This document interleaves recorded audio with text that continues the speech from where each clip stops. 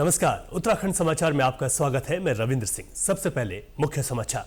उत्तराखंड में सार्वजनिक हुई समान नागरिक संहिता की रिपोर्ट यूसीसी की वेबसाइट पर 4 खंडों में मिलेगी हर जानकारी। उत्तराखंड के राज्यपाल गुरमीत सिंह ने दिल्ली में राष्ट्रपति और केंद्रीय स्वास्थ्य मंत्री से की मुलाकात। प्रदेश के विकास से जुड़े मुद्दों पर हुई चर्चा। 22 जुलाई से शुरू हो रही कांवड़ यात्रा को लेकर हरिद्वार में मुख्यमंत्री ने ली अधिकारियों की बैठक। सभी इंतजाम दुरुस्त रखने के दिए निर्देश। और कल होगा बद्रीनाथ और मंगलौर विधानसभा उपचुनाव में उम्मीदवारों की किस्मत का फैसला। मतगणना को लेकर निर्वाचन आयोग ने पुख्ता किए इंतजाम। अब समाचार विस्तार से। उत्तराखंड में समान नागरिक संहिता की 4 खंडों की रिपोर्ट को सार्वजनिक कर दिया गया है। आम जनता अब इस पूरी रिपोर्ट को यूसीसी की वेबसाइट पर जाकर पढ़ सकती है। बता दें कि यूसीसी का मसौदा तैयार करने के लिए रिटायर्ड न्यायाधीश रंजना देसाई की अध्यक्षता में 5 सदस्यीय विशेषज्ञ समिति का गठन किया गया था। ऐसे में विशेषज्ञ समिति की ओर से राज्य सरकार को यूसीसी रिपोर्ट सौंपे जाने के बाद से ही रिपोर्ट के सार्वजनिक करने की मांग की जा रही थी। हालांकि लोकसभा चुनाव के आचार संहिता के चलते रिपोर्ट सार्वजनिक नहीं की जा सकी। वहीं आज नियम एवं क्रियान्वयन समिति के अध्यक्ष उत्तराखंड के पूर्व मुख्य सचिव शत्रुघ्न सिंह ने समिति के अन्य सदस्यों की मौजूदगी में देहरादून में रिपोर्ट सार्वजनिक करते हुए यूसीसी के नियमों की जानकारी दी। समिति को राज्य सरकार ने यह आदेश दिया कि अब आप जो 4 खंडों में रिपोर्ट थी उसको पब्लिक के साथ साझा करिए। आज का जो आयोजन है ये उसका एक औपचारिक रूप से आपके माध्यम से जनता तक हम ये बात पहुंचाना चाहते हैं कि अब वो 4 खंडों में रिपोर्ट और जो हमने एक्ट बनाया, जो संहिता बनी, उसके 2 खंडों में हिंदी और अंग्रेजी रूपांतर, ये सभी चीजें हमारी वेबसाइट है, इस पे आज हम अपलोड करेंगे, जो कि सभी की जानकारी के लिए उपलब्ध होगा। वो वेबसाइट है www.ucc.uk.gov.in।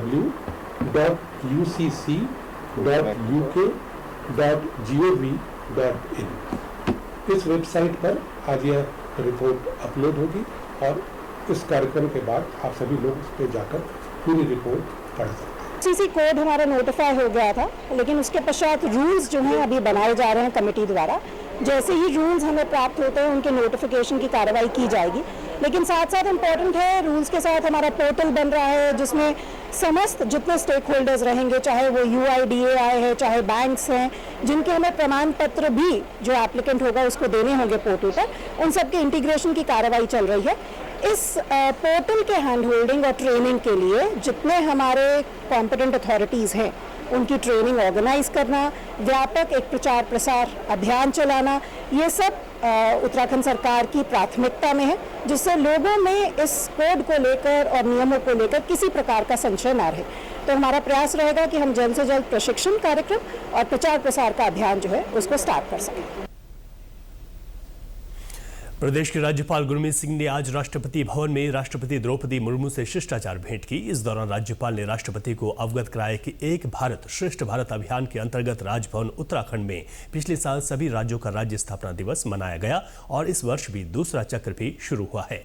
उन्होंने राष्ट्रपति को जानकारी दी कि टीबी मुक्त अभियान के अंतर्गत उत्तराखंड में 5000 से अधिक गाँव में तेजी से काम किया जा रहा है, जिसकी प्रगति संतोषजनक है। राज्यपाल ने राष्ट्रपति को नैनीताल राजभवन के 125 वर्ष पूरे होने के अवसर पर नैनीताल राजभवन और मानस खंड भ्रमण के लिए आमंत्रित किया।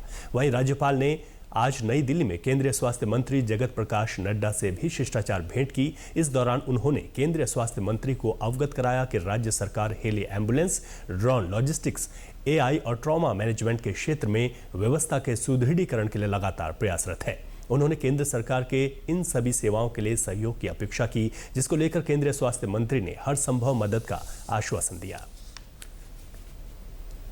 मुख्यमंत्री पुष्कर सिंह धामी ने आगामी 22 जुलाई से शुरू हो रहे कांवड़ मेले की तैयारियों को लेकर आज हरिद्वार में आयोजित बैठक की समीक्षा की। इस दौरान उन्होंने अधिकारियों को मेले के दौरान भीड़ प्रबंधन पर विशेष रूप से ध्यान दिए जाने के निर्देश दिए। इसके साथ ही मिश्रित आबादी क्षेत्र में पुलिस की पुख्ता तैनाती और मेला क्षेत्र में ड्रोन से नजर रखने की भी अधिकारियों को हिदायत दी है। मुख्यमंत्री ने कहा कि मेला अवधि के दौरान श्रद्धालुओं के लिए जरूरी सुविधाओं को पूरी तरह से दुरुस्त कर लिया जाए। यह सुनिश्चित किया जाए कि घाट पर स्वच्छता और लाइट आदि की पर्याप्त व्यवस्था हो। उन्होंने यातायात प्रबंधन पर भी विशेष रूप से ध्यान देने और किसी भी अप्रिय घटना से बचाव के लिए घाटों पर SDRF की तैनाती करने के निर्देश दिए। मुख्यमंत्री ने कांवड़ यात्रियों के लिए कांवड़ पटरी पर मोबाइल शौचालय की व्यवस्था करने के भी निर्देश दिए। उन्होंने कहा कि प्रदेश सरकार सुरक्षित, सुगम और भव्य कांवड़ यात्रा के लिए पूरी तरह से संकल्पित है। उत्तराखंड की बद्रीनाथ और मंगलौर विधानसभा सीटों पर हुए उपचुनाव के नतीजे कल सामने आ जाएंगे। वहीं निर्वाचन आयोग ने कल मतगणना को लेकर सभी तैयारियां पूरी कर ली हैं। अपर मुख्य निर्वाचन अधिकारी विजय कुमार जोगदंडे ने बताया कि 3 लेयर सिक्योरिटी के बीच मतगणना की प्रक्रिया शुरू होगी। मतगणना के लिए दोनों विधानसभाओं में 14-14 टेबल लगाई गई हैं। किसी को भी मतगणना परिसर में मोबाइल फोन ले जाने की अनुमति नहीं होगी। बुधवार में मंगलौर विधानसभा का और चमोली जनपद में बद्रीनाथ विधानसभा का उपनिर्वाचन का मतगणना कल प्रस्तावित है। दोनों विधानसभा क्षेत्र के जो रिटर्निंग ऑफिसर्स हैं और जिला निर्वाचन अधिकारी उनके द्वारा सभी तैयारियां पूर्ण कर ली गई हैं। दोनों जगहों पर जो काउंटिंग सेंटर है वो अपने एक जगह पे कलेक्ट्रेट में बनाया गया और एक अन्य स्थान को चयन किया गया है बद्रीनाथ विधानसभा में। वहाँ पे पर्याप्त संख्या में पुलिस बल की तैनाती की गई है। 3 टियर सिक्योरिटी कॉर्डन वहाँ पे तैनात किया गया है। दोनों विधानसभाओं में 14-14 टेबल जो है ईवीएम काउंटिंग के लिए तैनात किया गया है और वहाँ पर वीवीपैट काउंटिंग बूथ भी वहाँ पे स्थापित किया गया है। सभी जो भी वहाँ पे नियमित कार्मिक होते हैं जो काउंटिंग के लिए तैनात किए जाते हैं उनका सेकंड रैंडमाइजेशन का प्रक्रिया पूर्ण किया जा चुका है और थर्ड रैंडमाइजेशन का जो प्रक्रिया होगा वो कल प्रातः शेड्यूल किया गया है। सभी व्यवस्थाएं एज पर जो ECI का मानक होता है उसके अनुसार संपन्न की जा रही है। मुझे पूरा उम्मीद है कि लगभग 1 से 2 बजे के बीच तक हमारा पूरा काउंटिंग प्रक्रिया संपन्न हो सकती है। वहीं बद्रीनाथ विधानसभा उपचुनाव की मतगणना कल कड़ी सुरक्षा व्यवस्था के बीच गोपेश्वर में होगी। मतगणना के लिए 14 टेबल लगाई गई हैं। साथ ही रिजर्व सहित 17 मतगणना सुपरवाइजर, 18 मतगणना सहायक और 22 माइक्रो ऑब्जर्वर तैनात किए गए हैं। पोस्टल बैलेट की गणना के लिए 7 टेबल लगाई गई हैं। पोस्टल बैलेट के लिए रिजर्व सहित 9 मतगणना सुपरवाइजर, 17 मतगणना सहायक और 9 माइक्रो ऑब्जर्वर तैनात किए गए हैं। वहीं मतदान कार्मिकों को आज मतगणना का अंतिम प्रशिक्षण दिया गया। जिला निर्वाचन अधिकारी हिमांशु खुराना ने बताया कि कल PG कॉलेज गोपेश्वर में मतगणना के लिए सभी तैयारियां पूरी कर ली गई हैं। मतगणना केंद्र स्थापित किया जा चुका है। केंद्र पर सभी तैयारियां पूरी हैं। इसमें हमारा 14 टेबल पर EVM की काउंटिंग की जाएगी। इसके अतिरिक्त पोस्टल बैलेट की काउंटिंग के लिए 7 टेबल निर्धारित किए गए हैं। साथ में जो हमारे पोस्टल बैलेट आएंगे सर्विस वोटर्स के, उनके लिए भी 8 टेबल ऐसी हैं जिनके जो प्री काउंटिंग स्कैनिंग होती है पहले, इसके पश्चात पोस्टल बैलेट की काउंटिंग होती है, वो भी निर्धारित किए गए हैं। इसके अतिरिक्त जो मतगणना केंद्र है उसकी 100 मीटर की परिधि में एक पेडेस्ट्रियन जोन हमने नामित किया है और भारतीय नागरिक सुरक्षा संहिता की धारा 163 के अंदर निषेधाज्ञा भी उस क्रम में हमने पारित कर दी है। इसके अलावा पूरे परिसर पर शांति व्यवस्था के लिए एक विशेष कार्यपालक मजिस्ट्रेट की भी तैनाती की गई है और यही सुनिश्चित किया जाएगा कि जो पूरी मतगणना की कार्रवाई है वो शांतिपूर्ण ढंग से और जो निर्वाचन आयोग द्वारा नियम निर्देश दिए गए हैं उनके अनुसार ही सुनिश्चित की जाए। यहां रुकेंगे एक छोटे से ब्रेक के लिए। आप बने रहिए हमारे साथ।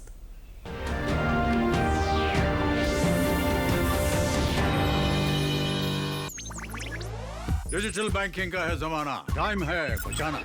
डिजिटल बैंकिंग है आसान, करो चाहे कोई भुगतान, एनी टाइम एनीवेयर, सेफ है, फास्ट है, हर पेमेंट उंगलियों पे सेट है। लेन देन के हैं ऑप्शंस कई, IMPS, NEFT, UPI भी। 24 घंटे करते ये काम, पेमेंट आसान और रहे आराम। RBI कहता है जानकार बनिए, सतर्क रहिए।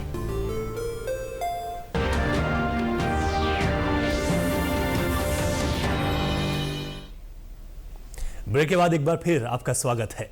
चमोली जिले में बद्रीनाथ राष्ट्रीय राजमार्ग जोशीमठ के जोगीधारा में दोपहिया वाहनों के साथ ही पैदल आवाजाही के लिए सुचारू कर दिया गया है। साथ ही सीमा सड़क संगठन की ओर से राष्ट्रीय राजमार्ग पर बड़े वाहनों की आवाजाही सुचारू करने के लिए सुधारीकरण कार्य किया जा रहा है।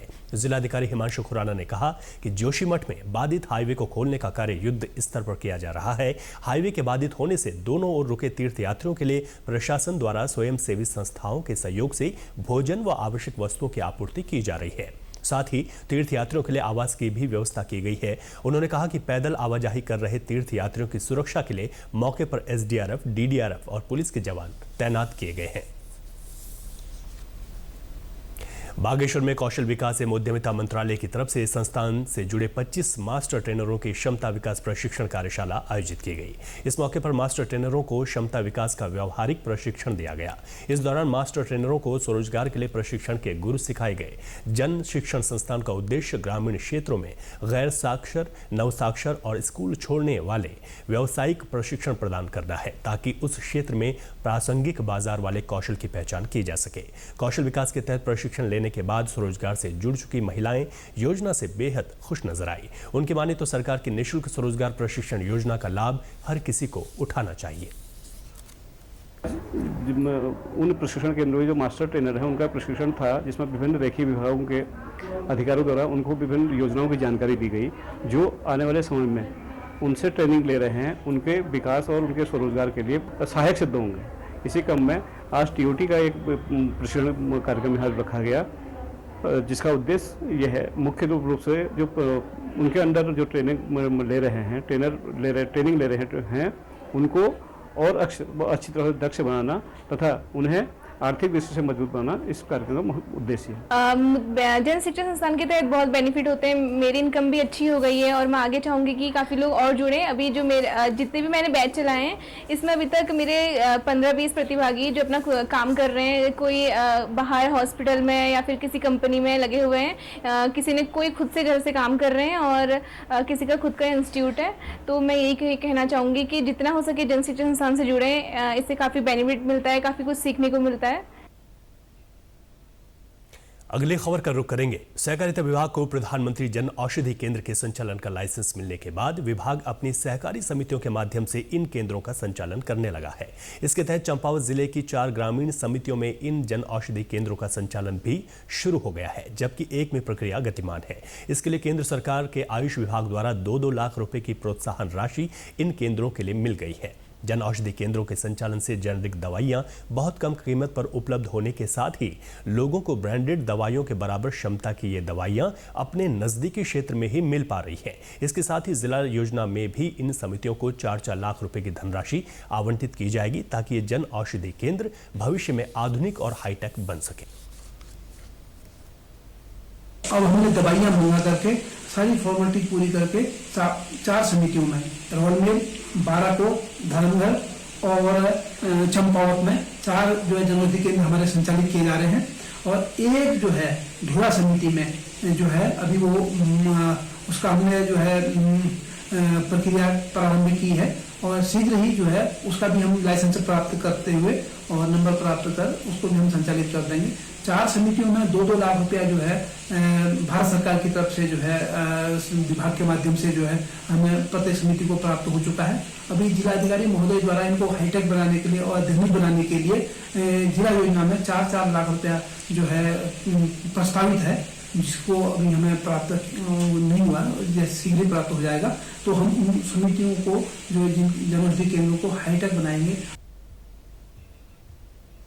प्रदेश के समाचारों में बस इतना ही। चलते चलते मुख्य समाचार एक बार फिर। उत्तराखंड में सार्वजनिक हुई समान नागरिक संहिता की रिपोर्ट। यूसीसी की वेबसाइट पर 4 खंडों में मिलेगी हर जानकारी।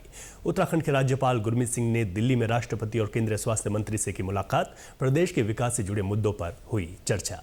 22 जुलाई से शुरू हो रही कांवड़ यात्रा को लेकर हरिद्वार में मुख्यमंत्री ने ली अधिकारियों की बैठक। सभी इंतजाम दुरुस्त रखने के दिए निर्देश। और कल होगा बद्रीनाथ और मंगलौर विधानसभा उपचुनाव में उम्मीदवारों की किस्मत का फैसला। मतगणना को लेकर निर्वाचन आयोग ने किए पुख्ता इंतजाम।